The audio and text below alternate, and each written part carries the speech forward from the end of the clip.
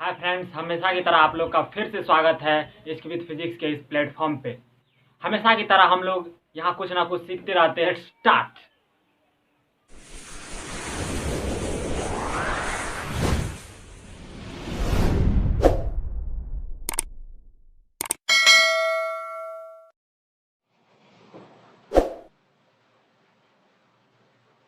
तो चलिए दोस्त, यहाँ हम कुछ ऑब्जेक्टिव टाइप क्वेश्चन लिए हैं। आज जितने भी हम पहले पढ़ चुके हैं उस टॉपिक से रिलेटेड जितने भी ऑब्जेक्टिव है उस सबको हम कवर कर लेंगे ताकि हमें कोई भी प्रॉब्लम ना हो। देखिए, पहला ऑब्जेक्टिव है प्रकाश के कणिका सिद्धांत के प्रतिपादक थे। प्रकाश के जो कणिका सिद्धांत थे उनके प्रतिपादक कौन थे? आप लोग पढ़े हैं कि प्रकाश के कणिका सिद्धांत के प्रतिपादक कौन थे? न्यूटन साहब थे। इन्होंने ही कहा था, इन्होंने ही कणिका सिद्धांत दिया था ना। कणिका सिद्धांत कौन दिए थे? न्यूटन साहब दिए थे। उसके बाद है प्रकाश किस प्रकार के कंपनों से बनता है। देखिए दोस्त, इसके बाद लिखा ईथर। देखिए, जब आप लाइट को और जब हम आगे पढ़ेंगे तो वहां पे हम ईथर मतलब दूसरा चीज होता है। ये किस प्रकार के कंपनों से बनता है, ये ईथर से नहीं बनता, लेकिन ईथर के मतलब कुछ गुण को ये जरूर डिनोट करता है, लेकिन वायु कण से भी नहीं। लेकिन आप एक चीज पढ़े होंगे कि प्रकाश क्या है? एक विद्युत चुंबकीय तरंग है। प्रकाश क्या है? एक विद्युत चुंबकीय। जब हम पहले पढ़ाए थे तो वहां पे आप लोगों ने देखा था ना कि प्रकाश क्या है? एक विद्युत चुंबकीय तरंग है। और विद्युत चुंबकीय तरंग क्यों कहा जाता है? क्योंकि देखिए, जो ये होता है, जो प्रकाश का जो वेग होता है वो विद्युत और जो विद्युत क्षेत्र जो होता है विद्युत के वेग के वेलोसिटी के बराबर होता है। इसीलिए इसको क्या कहा जाता है? क्यों कहा जाता है? प्रकाश एक विद्युत चुंबकीय तरंग है और विद्युत से क्या बनता है? विद्युत चुंबकीय क्षेत्र बनता है। इसीलिए इसके ही कारण हम कह सकते हैं प्रकाश किस प्रकार के कंपनों से बनता है? तो प्रकाश विद्युत व चुंबकीय क्षेत्र के कंपनों से बनता है। प्रकाश के तरंग सिद्धांत के अनुसार प्रकाश के वर्ण निर्णायक है। देखिए, इसको आप आसानी से समझ सकते हैं। जब देखिए, एक चीज याद रखिए कि जब इसमें कह रहा है कि प्रकाश के तरंग सिद्धांत के अनुसार प्रकाश के वर्ण निर्णायक हैं, मतलब जो प्रकाश जो तरंग सिद्धांत है उनके अनुसार जो प्रकाश हम कहते हैं ये लाल है, ये पीला है, ये हरा है, ये कुछ कुछ है। तो लेकिन हम क्यों कहते हैं कि इस कलर का? तो उसके लिए जिम्मेदार कौन है? उसके लिए कौन सा चीज जिम्मेदार है? पहला है हमें ऑप्शन है आयाम। देखिए, आयाम क्या होता है कि किसी भी चीज का एम्पलीट्यूड मतलब उसका मैक्सिमम वैल्यू होता है। नो तरंग की चाल, नो आवृत्ति, नो तरंग दैर्घ्य। देखिए, तरंग दैर्घ्य को समझते हैं। तरंग दैर्घ्य क्या होता है? देखिए, आप लोगों ने आंसर ये होगा, हम इस चीज को समझते हैं कैसे होता है कि देखिए, आपको कोई भी चीज कब दिखती है या कोई भी रंग कैसे दिखती है, कहने उसका सिंपल सा एक लॉजिक है कि आपके आंखों तक जो पहुंचता है आपको वही दिखता है। इसमें और कुछ नहीं है। यानी आपकी आंखों तक जो पहुंचता है आपको क्या दिखता है? वही दिखता है। जब आप सूर्य को मॉर्निंग के समय देखते हैं तो आपको लाल दिखता है। जब दोपहर के समय जब पूरा की व्हाइट व्हाइट दिखता है। तो इसका कहने का मतलब क्या है? आपकी आंखों तक जो पहुंच रहा है और वही आपको दिख रहा है। तरंग कहने का मतलब तरंग एक स्मॉलेस्ट डिस्टेंस होता है। देखिए, क्या होता है कि प्रकाश का जो वर्ण विक्षेपण होता है, वर्ण विक्षेपण जैसे वो वायुमंडल में एक हो गया, वर्ण विक्षेपण नहीं, प्रकाश का जो प्रकीर्णन होता है, प्रकीर्णन के कारण क्या होता है कि देखिए, प्रकाश के प्रकीर्णन में क्या होता है कि ये कुछ वायुमंडल में कुछ कण है, तो यहाँ से कुछ लाइट निकला व्हाइट कलर का। और ये क्या होता है कि प्रकाश 7 रंगों से मिलकर बना होता है, बैगनी, हरा, नीला, पीला। इससे हम देख लेंगे आगे, बैजानी, पीनाला, इसका एक अथी आता है, मतलब इसका एक फॉर्मूला आता है, याद करने की एक ट्रिक आता है। तो उस चीज को हम आगे देख लेंगे जब प्रकीर्णन पढ़ेंगे आगे।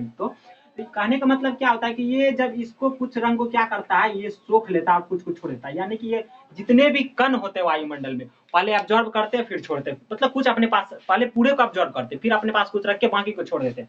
कहने का मतलब इसमें जो तरंगदैर्घ्य होता है, तरंगदैर्घ्य होता है यानी कि वेवलेंथ जो होता है, लाल कलर का सबसे ज्यादा होता है। लाल कलर का देखिए, हम समझा रहे हैं इसीलिए हम लाल क्या पर्सनल कलर लाल लिए। लाल कलर का तरंगदैर्घ्य क्या होता है? कहने का मतलब वो ज्यादा दूर तक जाता है, ज्यादा दूर तक जाएगा। तो कहने का मतलब जैसे बैगनी का तरंगदैर्घ्य सबसे कम होता है। अब क्या होगा, ये बैगनी को क्या करेगा? सोख लेगा, सोखते जाएगा। अब बैगनी कुछ दूरी पर जाने की पहले कुछ रुका। कहने का मतलब आप जब आप पानी को छोड़ देते हैं, पानी पहले बोर्डिंग स्टार्ट के पानी को छोड़ देते हैं, तो वही पानी दूर तक क्यों नहीं जाता है? दूर तक इसलिए नहीं जाता है क्योंकि वहां पे कुछ जो जमीन होता है उसको एब्जॉर्ब करता है फिर छोड़ता है, फिर एब्जॉर्ब करता है फिर छोड़ता है। तो कहने का मतलब यहाँ पे कण है, पहले एब्जॉर्ब क्या छोड़, कुछ दूरी के बाद ये क्या होगा? समाप्त हो जाएगा। लेकिन लाल कलर जो होता है वो यहाँ तक पहुंच जाता है। इसीलिए आप लोगों ने देखा होगा कि खतरे का जो संकेत होता है वो लाल होता है। और वो उस चीज के लिए क्या जिम्मेदार है? उसका तरंगदैर्घ्य जिम्मेदार। आपको लाल क्यों दिखता है? बात मोटो ये है कि आप लाल क्यों दिखता है? क्योंकि लाल आपकी आंखों तक पहुंचता है, इसीलिए आपको लाल दिखता है। या कोई भी कलर क्यों दिखता है? आपको कोई चीज तभी दिखती है जब वो आपकी आंखों तक पहुंचती है। कहने का मतलब यहाँ पे ये यहाँ तक जाने के लिए कौन जिम्मेदार है, यानी कि लाल कलर जो है हमारी आंखों तक पहुंचा, तो हमारी आंखों तक पहुंचने के लिए क्या जिम्मेदार है, लाल कलर का तरंगदैर्घ्य जिम्मेदार है। इसीलिए प्रकाश का जो तरंग प्रकृति होती है, प्रकाश की जो तरंग प्रकृति होती है, तो उसके जो वर्ण यानी कि उसके रंग का जो निर्णायक होता है वो कौन होता है, तरंगदैर्घ्य होता है। आई होप इसको आप समझ गए। प्रकाश फोटोन की ऊर्जा होती है, ये सिंपल सा बात है। एच न्यू हम पढ़े थे, क्या पढ़े थे, एच ई बराबर एच न्यू पढ़े थे। यहाँ एच क्या होता है, प्लांक कांस्टेंट, और ये क्या होता है, उसका आवृत्ति होती है, यानी कि प्रकाश विकिरण की क्या होती है, आवृत्ति होती है। उसके बाद द्वितीयक तरंगिकाओं की अवधारणा दी थी। देखिए द्वितीयक तरंगिकाओं की अवधारणा जो दी थी वो हाइगेन साहब दी थी, ये हम आगे पढ़ लेंगे। वो किसने दिया था, हाइगेन साहब ने दिया था। तो चलिए इसको आप एक स्क्रीनशॉट ले लीजिए, तो हम इसको मिटा के आगे बढ़ते हैं। तो चलिए और जो जितने भी हम उसको देख लेते हैं। 6 नंबर में है बिंदुवत प्रकाश स्रोत के कारण उत्पन्न तरंगाग्र की आकृति। देखिए कोई भी प्रकाश स्रोत को अगर हम बिंदुवत मान ले, क्या मान ले, एक बिंदु स्रोत मान ले, तो उसके कारण जो तरंगाग्र, हम आगे पढ़ लेंगे कि तरंगाग्र क्या होता है। देखिए एक स्टेप होता है, हर चीज का अपना अपना एक स्टेप होता है। तो वही होता है कि बिंदुवत प्रकाश स्रोत के कारण उत्पन्न तरंगाग्र की आकृति क्या होती है, गोलाकार होती है। जिस घटना के कारण प्रकाश तरंगों की प्रकृति निर्विवाद रूप से अनुप्रस्थित होती है। देखिए जो हाइगेन साहब थे उन्होंने वो बोले थे कि प्रकाश एक अनुदैर्घ्य तरंग है, लेकिन एक्चुअल में जो प्रकाश है वो क्या है, एक अनुप्रस्थ तरंग है। लेकिन कुछ घटना में मतलब वो अपना ऐसे तो नहीं दे दिए थे, उन्होंने कुछ रीजन के अनुसार दिए थे। लेकिन जो मतलब यहाँ पे है कि जिस घटना के कारण, यानी कि एक ऐसा घटना है जिसके कारण प्रकाश की जो तरंगी जो प्रकृति है वो निर्विवाद रूप से, यानी कि उसमें कोई विवाद यानी कि स्पष्ट, यानी कि डायरेक्ट तरीके से वो प्रूफ हो जाती है कि नहीं ये अनुप्रस्थ तरंग है। तो वो कौन सा घटना है, प्रकाश का ध्रुवण है। उसके बाद है प्रकाश विद्युत सेल। प्रकाश विद्युत सेल, देखिए सेल है, सेल क्या करता है, एनर्जी को स्टोर करता है। तो प्रकाश क्या करता है, प्रकाश विद्युत सेल जो होता है वो प्रकाश ऊर्जा को किस में करता है, या फोटो इलेक्ट्रिक सेल जो होता है वो क्या करता है, प्रकाश ऊर्जा को विद्युत ऊर्जा में बदलता है। ठीक है, तो चलिए देखिए 8 नंबर में है प्लांक्स कांस्टेंट की बीमा होती है। प्लांक्स कांस्टेंट की बीमा होती है। ये देखिए ये एक फॉर्मूला है जिससे हम उसकी बीमा निकाल सकते हैं, जिससे उसकी हम जो डायमेंशन होती है वो निकाल सकते हैं। देखिए इसको आपको नहीं देखना, आप देखिए प्लांक्स कांस्टेंट है ना, प्लांक्स कांस्टेंट की जो यूनिट होती है वो क्या होती है, लास्ट में आप लोगों ने देखा होगा जूल सेकंड लगा हुआ, क्या लगा हुआ है, जूल सेकंड। अब जूल क्या होता है, जूल किसकी यूनिट है, ऊर्जा की। और ऊर्जा क्या होती है, कार्य करने की क्षमता को ऊर्जा कहती है, यानी कि इसको हम ये क्या है, WS लेते हैं। ये देखिए वर्क है, ये W क्या है, ये वर्क का जो यूनिट है वो क्या होता है, जूल। और S क्या होता है, S किसका है, टाइम का। S किसका है, टाइम बोले तो समय का है। देखिए अब देखिए वर्क क्या होता है, आप लोग पढ़े होंगे W बराबर F इंटू एस, यानी कि S जो होता है यहाँ पे डिस्प्लेसमेंट होता है, डिस्प्लेसमेंट। एस क्या होता है, यहाँ पे डिस्प्लेसमेंट होता है, ये विस्थापन होता है, यानी कि बल गुना, यानी कि कार्य बराबर बल गुना विस्थापन। डब्ल्यू बराबर एफ एस cos थीटा होता है, बट वहां पे आप इसको डायरेक्टिव वे में कह सकते हैं डब्ल्यू बराबर एफ एस, यानी कि कार्य बराबर क्या होता है, बल गुना विस्थापन, बल गुना विस्थापन, और यहाँ पे समय गुना समय। देखिए विस्थापन क्या होता है, विस्थापन एक दूरी होता है, विस्थापन एक दूरी होता है। तो इस हिसाब से देखिए बल गुना दूरी गुना समय, तो इस हिसाब से क्या हो जाएगा, बल गुना दूरी गुना समय होता है। तो प्लांक कांस्टेंट की बीमा क्या होती है, बल गुना दूरी गुना समय। देखिए फ्रेंड ये बहुत इंपॉर्टेंट सा मतलब मेथड होता है कि एक यूनिट को दूसरे यूनिट में हम बड़ी आसानी से मतलब बदल सकते हैं। तो ये अगर आपको सीखना हो तो आप हमें कमेंट करिएगा, इसका बड़ा ही मतलब एक यूनिट और डायमेंशन से रिलेटेड एक बड़ा ही हम डेप्थ वीडियो बना करके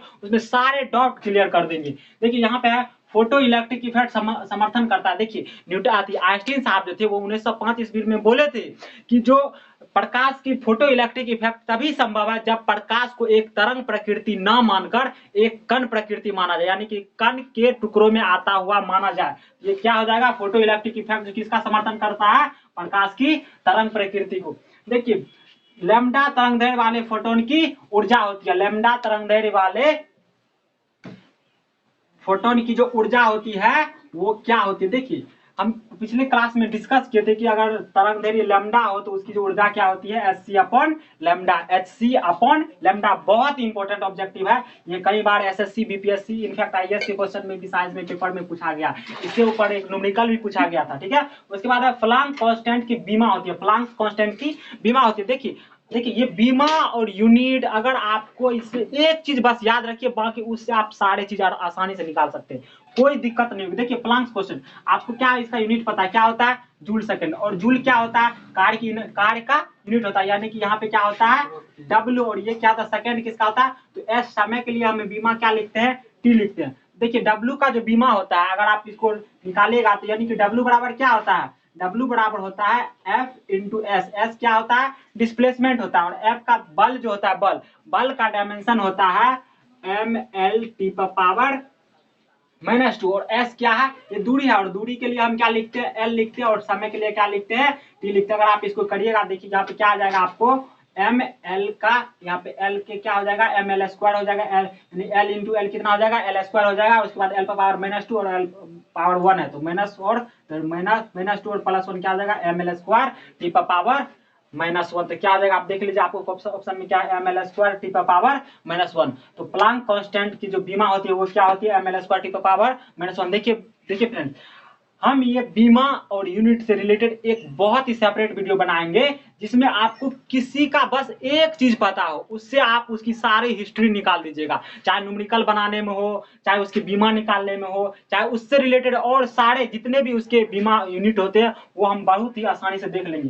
देखिए उसके बाद है, निम्न में से कौन सा फोटोन के संवेग को व्यक्त करता है। ये देखिए ये दिया है, यहाँ से इसको आप एक थोड़ा सा मतलब समझिए, इसको बड़ा ही अच्छा क्वेश्चन है, हम इसको पहले क्लास में डिस्कस नहीं किए थे। यहाँ देखिए, इसको अगर आप समझ गए, देखिए एक छोटे से फॉर्मूले से कैसे एक बड़ा सा फॉर्मूला जनरेट होता है, और वो भी बिना किसी याद किए, वो भी आप अगर याद नहीं भी कीजिएगा, बस एक बार उसको देख लीजिएगा। देखिए हम लोग क्या पढ़े, फोटोन की जो ऊर्जा होती है E बराबर h न्यू पढ़े थे ना। h क्या था, h था क्या, प्लांक कांस्टेंट,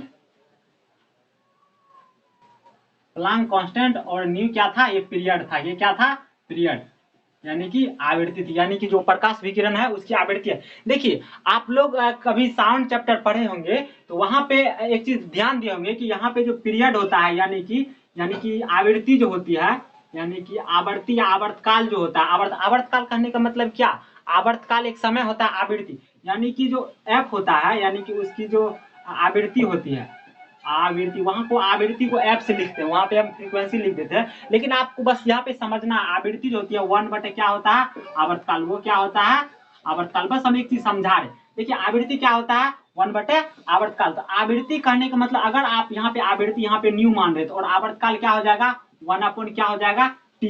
यहाँ पे t किसको दिखा रहा है, आप बस t को एक समय मान लीजिए, क्या मान लीजिए, एक समय, क्या मान लीजिए, समय, 1/t लिख दिए। अब देखिए यहाँ पे हमको लिखा है, क्या लिखा है, अब एक चीज, अगर आप एक चीज देखिएगा कि अगर लैम्डा अगर एक तरंग दैर्घ्य हो, लैम्डा क्या होता, लैम्डा होगा आपको तरंग दैर्घ्य। देखिए तरंग दैर्घ्य क्या होता है, तरंग दैर्घ्य एक होता है दूरी, तरंग दैर्घ्य क्या होता है, एक दूरी होता है, और यहाँ पे देखिए समय, और आपको पता है तरंग दैर्घ्य एक छोटा सा स्मॉलेस्ट डिस्टेंस होता है ना। बस हम आपको एक फॉर्मूला जनरेट करने का तरीका सिखा रहे हैं कि आप कैसे एक छोटे से फॉर्मूला से कैसे इससे रिलेट करके, यानी कि एक चीज को दूसरे से रिलेट करके आप आसानी से याद रख सकते हैं। देखिए ये क्या होता है, दूरी, आपको क्या पता है, दूरी बराबर क्या होता है, चाल गुना समय, दूरी बराबर क्या होता है, चाल गुना समय। उसके बाद एक चीज देखिए, अगर आप देखिए यहाँ से अगर समय और आवृत्ति में अगर आप एक रिलेशन निकालिएगा तो समय बराबर हो जाएगा 1/न्यू, यानी कि समय बराबर हो जाएगा 1/आवृत्ति हो जाएगी ना।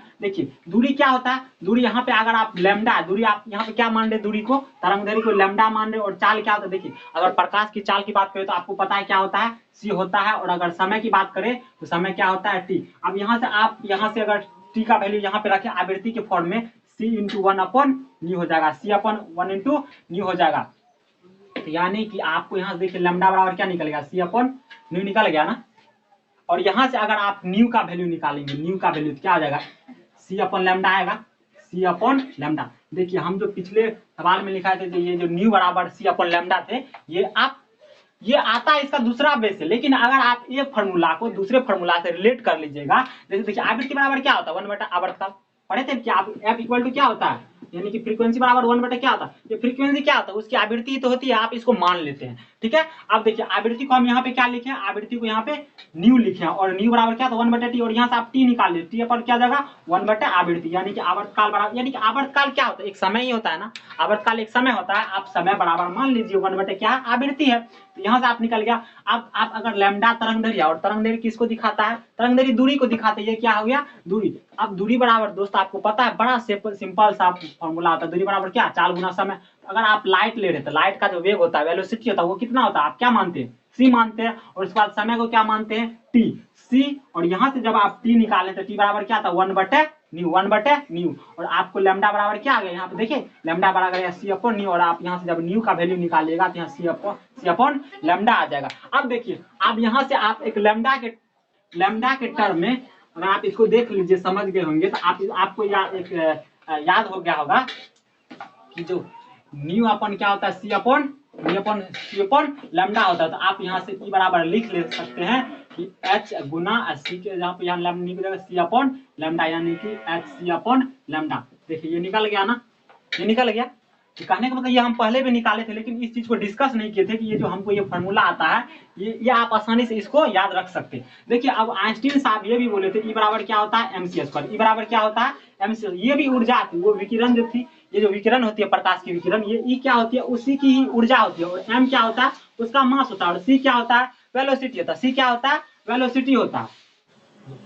E बराबर क्या होता है, E बराबर mc²। m क्या होता है, मास होता है, वो मास होता है। और c क्या होता है, वेलोसिटी होता है। देखिए अब यहाँ से अगर आप ये देख रहे थे, ये दोनों क्या है, विकिरण की एनर्जी है, ये दोनों क्या होगा, बराबर होगा। तो यहाँ से आप निकाल सकते हैं hc/लैम्डा बराबर c², hc/लैम्डा बराबर mc²।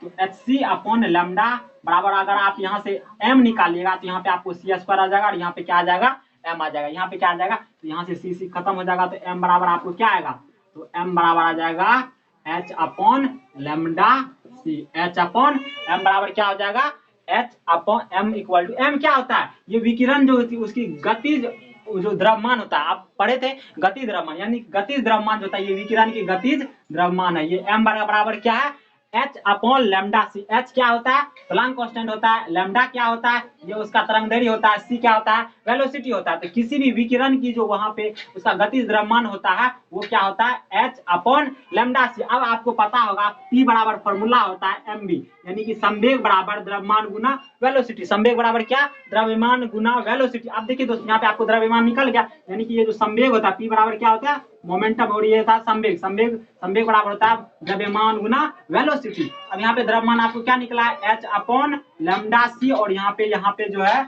और यहाँ पे क्या v है, v क्या होता है, प्रकाश की वेलोसिटी क्या होती है, c होती है। c से c खत्म, तो आपको क्या आ गया, p बराबर क्या आ गया, h/लैम्डा।